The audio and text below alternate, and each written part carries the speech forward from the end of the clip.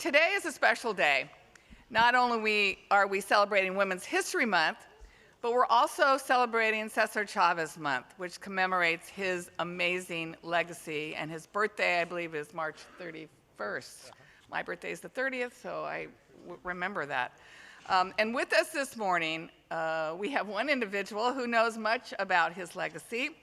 We have Paul Chavez, who's the son of Cesar Chavez, here with us this morning, and recently retired as the head of the Chavez Foundation.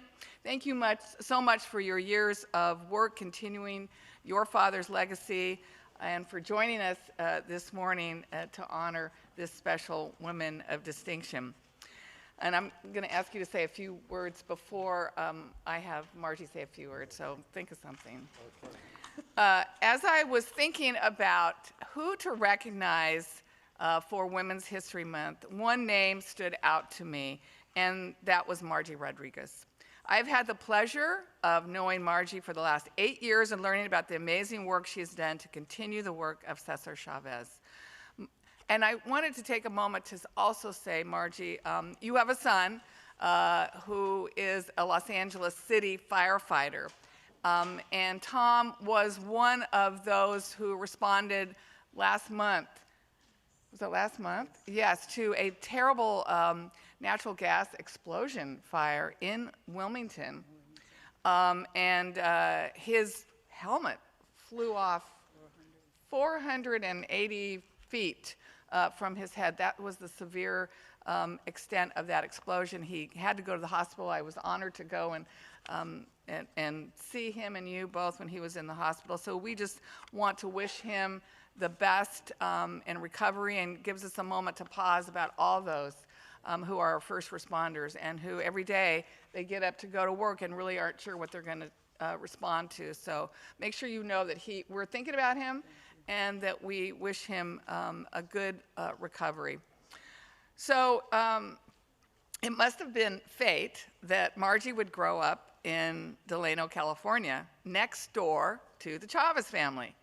And at a young age, Margie, with her family and many in her community, worked in the fields picking grapes, potatoes, and cotton. And as a young woman, Margie eventually came to Los Angeles for work, but she did not forget about her community and the movement. As her family rallied in the fields, and she was raising funds to support the United Farm Workers Union. And later in life, Cesar and his family would find Margie's beautiful home as a refuge, and from there, continue to do work hosting meetings and gatherings of all kinds.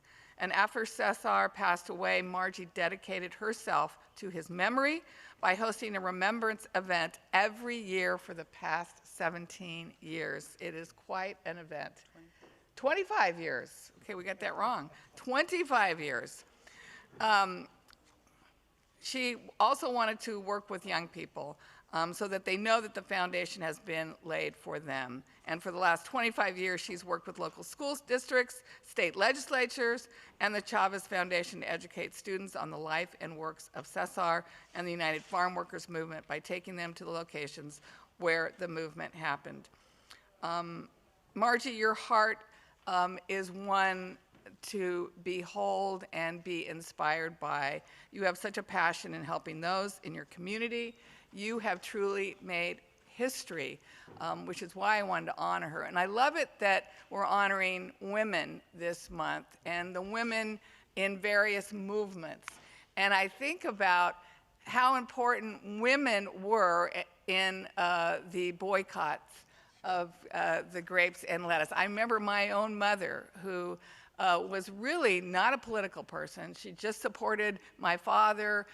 She raised my brother and I. She really wasn't out front on anything. And yet, I will never forget her coming home from the grocery store one time and saying, you know, I'm not going to buy lettuce. I'm not going to buy grapes.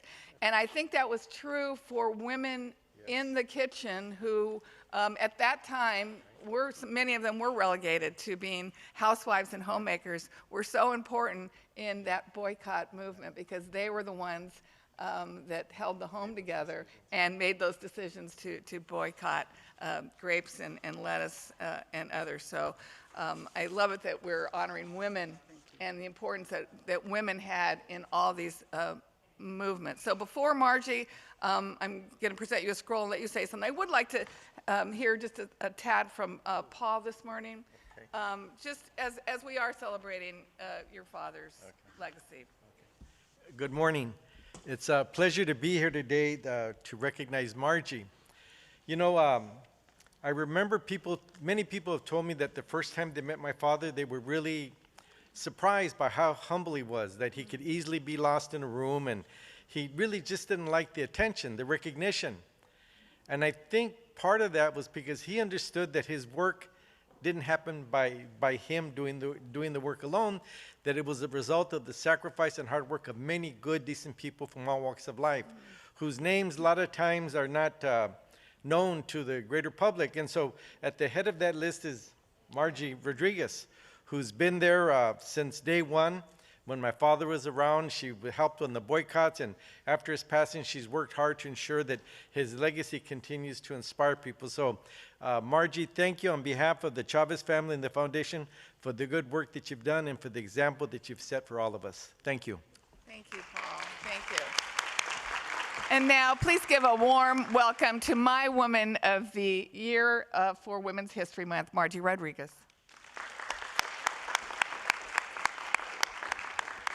Thank you. Thank you. Can you hear me? Yeah. Yes. Okay. God is good. I'd like to thank God for all my blessings that He's given me on this journey, which is not over yet. First of all, I'd like to thank God for the blessings, because it hasn't been a easy journey. But I will continue on as long as the good Lord gives me that grace. I'd like to thank all you people for being here, especially my friends here in the front row, and especially my husband, the love of my life for 63 years. Thank you, sweetheart, for always being there for me, for always believing in me. And for my children that couldn't be here, I like to say thank you, because they have supported me, as well as my husband and all the people that have really believed in me and have supported me, like Paul, like his mom, Helen, which was my best friend. And I also like to thank Andres Chavez for always being there for me. Every time I pick up the phone and he asks, "What is it, Margie?" and I ask him for something, he always delivers. And I like to thank Janice Hahn. We've had a lot of supervisors in South Whittier. South Whittier is in Whittier, but it's a forgotten South Whittier. For the people there and for the students there, we've never had somebody that really believed in us and helped us. We did have two assemblies, which assemblyman was Rudy Bermudez and Tony Mendoza, who then became a senator. They would always call me when they were on the flight to Sacramento and would ask me, what is it that the people need in South Whittier? And I would ask them for whatever, food, whatever we needed for the people there. And they will always deliver for me. Those were the only two. And of course, Hilda Solis has been in my life also. Thank you, Hilda, for all you've done for me. But when I met, and we've had supervisors too in South Whittier. Believe me, we had them. They left buildings too. But they've never really came out of the community to help those needy, those students, the special ed students, especially the special ed students. And when I met Janice Hahn, and I had the privilege of hosting a meet and greet at my house, and I said, you know, Janice, once I knew you were Kenneth's daughter, I knew I had to do it, because when I married my husband in East LA and we'd sit on the dinner table, the conversations were always about Mr. Hahn. What a beautiful person he was, how he helped many people. And I said, if you can do as much as your dad, I'm with you for the ride. But that's not only what she did. I started 25 years ago doing the community service for students and in Santa Fe Springs. But then I felt I needed to branch out on my own, to go to South Whittier and bring in new people. Though I still kept with Santa Fe Springs. And I asked Janice, actually Ivan Solis, thank you, Ivan. Thank you, thank you.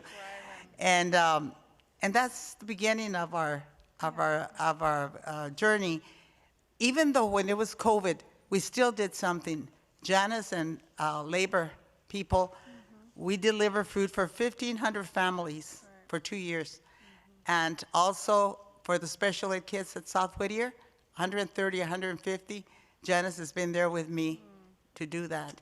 And plus has continued helping me. There isn't anything that I won't ask Han to do for the people at South Whittier, which are very needy people, and she's always there for me.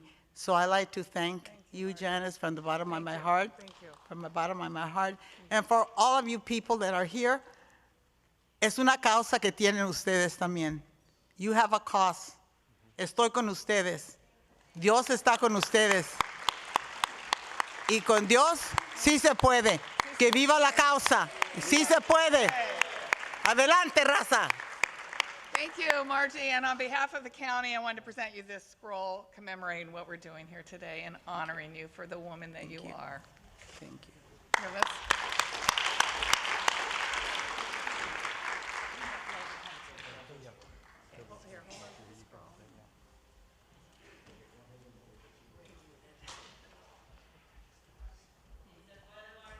It was a beautiful presentation. Thank you very much, Supervisor Hahn.